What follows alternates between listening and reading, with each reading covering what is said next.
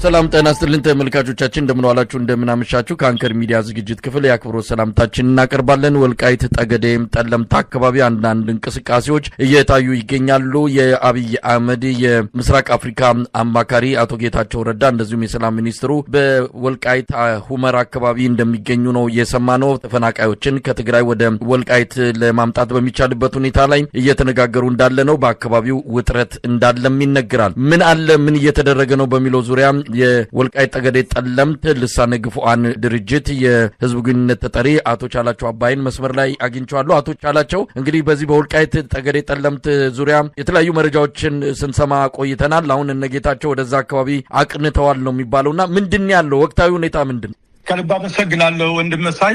አዎ ዛሬ ቀን እንግዲህ አቶ አህመድ ድሪስ የሰላም ሚኒስተሩና አቶ ጌታቸው ረዳ የጠቅላይ ሚኒስተሩ አማካሪ ዋናነት ከዞናችን አመራርና የኮሚቴ አመራር ማለት የወልቃይት የአማራ ማንነት አመራሮች እንዲሁም የህዝብ ተወካዮች ጋር ውይይት ላይ እንደሆኑ ነው አሁን ተደውሎ የተነገረን። የውይይቱ ዓላማ እንደነገሩን ከሆነ ማለት በነጌታቸው አማካይነት ተፈናቃይ የሚሏቸው እንደ ወልቃይት ጠገዴ እምነት ግን አፈናቃይ የምንላቸው እነሱ ሰፋሪ የሚሏቸው እኛ ደግሞ ወራሪ የምንላቸውን ለመመለስ በተመለከተ ሰፊ ውይይት በማድረግ ላይ እንደሚገኙ ነው መረጃ የደረሰን። መሳይ ምንድነው አሁን እንግዲህ የተለየው ነገር?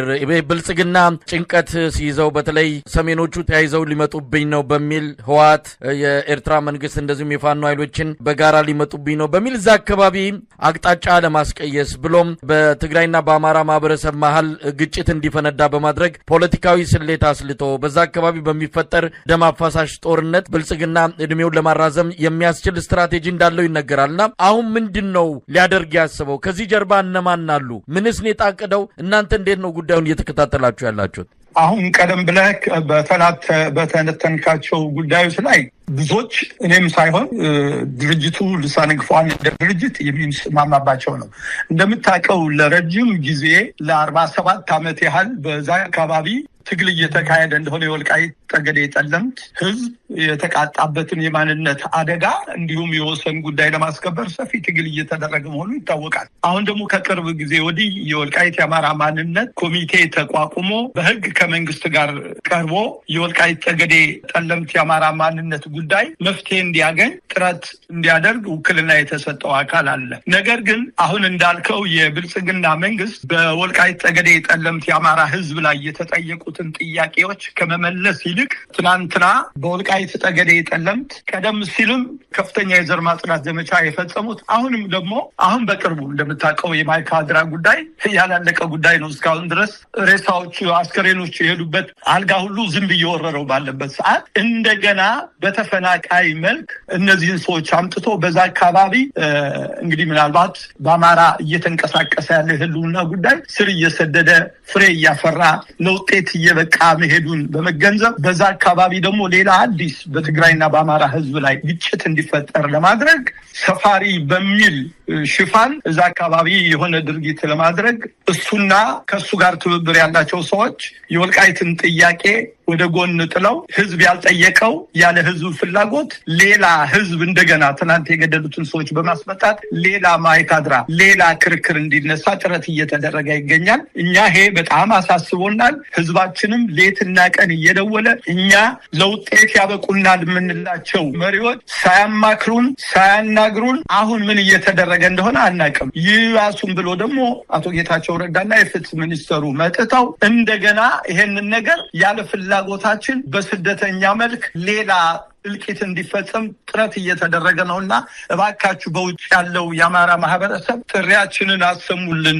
አሁንም እንደተለመደው ከጎናችን እንዲቆም መልእክት አድርሱልን የሚል የስልክ ጋጋታ ነው ዛሬ ሙሉ ቀን ሲወርድ ያለው። መሳይ እንግዲህ አቶ ቻላቸው እነዚህ ወደ ቀያቸው ይመለሳሉ የተፈናቀሉ ናቸው የሚባሉት የትግራይ ብሔር ተወላጆች የወልቃይት ነዋሪ እንደሆኑ ይታወቃል። መመለሳቸው ላይ በእናንተ በኩልም ጥያቄ የለም። በዋናነት ህወሓትም ሆነ ይህንን ከጀርባ ፖለቲካ ቁማር የሚጫወቱ አካላት ተፈናቃዮቹን ስለመመለስ ሳይሆን አካባቢውን ስለመቆጣጠር አጀንዳ ስላላቸው ነው በሚል ጉዳዩ በጥንቃቄ እንዲታይና ሌሎች ነገሮችን ከግምት እንዲገቡ ሰፊ የሆነ ስራ ሲሰሩ እንደነበረ በዛም ያሉት ተመሳሳይ መሬት ላይ ያሉትም ያንን ያደርጉ እንደነበረ የሚታወስ ነው። አሁን ከዛ በተለየ ሁኔታ ነው ነገሮችን ለማካሄድ እየታቀደ ያለው። እዛ የሚገኘው ስነዶ ኮሎኔል ደመቀ ዘውዱ ከዚህ አንጻር ምን እያደረጉ ነው? ምንስ እንዲሆን ነው ህብረተሰቡን እያዘጋጁ ያሉት? በጣም ጥሩ ጥያቄ ነው ወንድም መሳይ። ቀደም እንዳልከው በወልቃይት ጠገዴ ይኖሩ የነበሩ የትግራይ ተወላጆች ብቻም ሳይሆኑ አሁንም የትግራይ ተወላጆች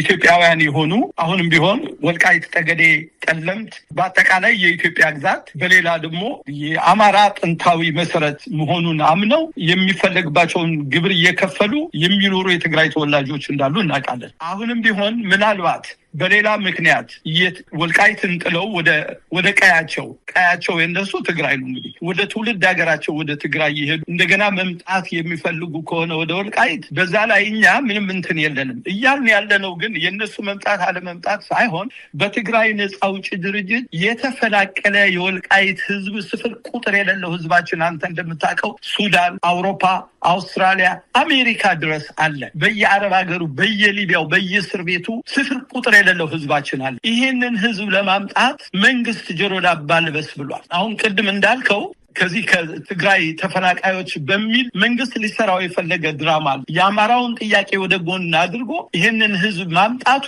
ያሰበው ጉዳይ አለ። እንደገና ግጭት ይነሳል እዛ አካባቢ። ምክንያቱም እንዳትረሳ በህዝቦች መካከል አሁን ለምሳሌ ዛሬ ቀን ጌታቸው ረዳ ባሉበት ከተጠየቀው ጥያቄ አንዱ በጣም እንትን ያለኝ የህዝብ ለህዝብ ግንኙነት ሳይደረግ የተጎዳው ህዝባችን ካሳ ሳያገኝ ይቅርታ ሳይወር የበደሉትን ሰዎች እንደገና ማምጣት ማለት እንዴት ነው የሚታየው? ሌላ ማሲከር ሌላ እልቂት አይፈጠርም ወይ ብሎ እየጠየቀ ነው። ብዙ ጥያቄዎች ሊነሱ የሚገቡ ጥያቄዎችን እያመጣ ነው።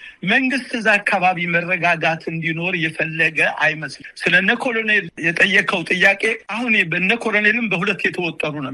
ከህዝባቸው ጋር መሆንም አልቻሉም። ለምን? የህዝብ ጥያቄ ከቦታው አድርሰው የህዝብ ጥያቄ መልስ እንዲመለስ ምንም የተደረገ ነገር የለም። አዲስ አበባ ደርሶ ከመምጣት ውጭ በጥያቄው ዙሪያ ላይ ቅንጣት የምታህል የህዝብ ጥያቄ ህዝብ የሚፈልገው ጥያቄ የተመለሰ ምንም ነገር የለም። እምቢ እንዳይሉ ደግሞ ያው ከብልጽግና መንግስት ጋር ያሉ ሰዎች ስለሆኑ ይሄንን ተገደው ህዝቡ ሳይፈልግ ተፈናቃዮች እንዲቀበል ብሔራዊ ምርጫ እንዲሳተፍ ይሄ የሚል የህዝብ ጥያቄ እንደገና ተፈናቃዮች ከተመለሱ በኋላ ደግሞ ህዝበ ውሳኔ ይደረጋል የሚል ህዝቡን እንደገና ከድጡ ወደ ማጡ ሊወስድ የሚችል እንቅስቃሴ እየተደረገ ይገኛል። እነ ኮሎኔል በዚህ መሀል የተወጠሩ ናቸው። በአጠቃላይ እኛ እንደ ድርጅት ያየነው መሳይ ካሁን በፊት ከነበረው ማይካድራ ላይ ካየነው በአይነቱ ታይቶ ተሰምቶ ወደማይታወቅ አዝማሚያ እልቂት የሚመጣ መሆኑን እያየን አርሜ ሰባ በሚባለው ታውቃለህ፣ አሁን በሱዳን አካባቢ እዛ አካባቢ ሌትና ቀን የጦር ቀጠና ለመሆን ትልቅ ጥረት እየተደረገ ነው። ዛሬ እነ ጌታቸውና የነ ኮሎኔል ትብብር ደግሞ የሚታየው አካባቢውን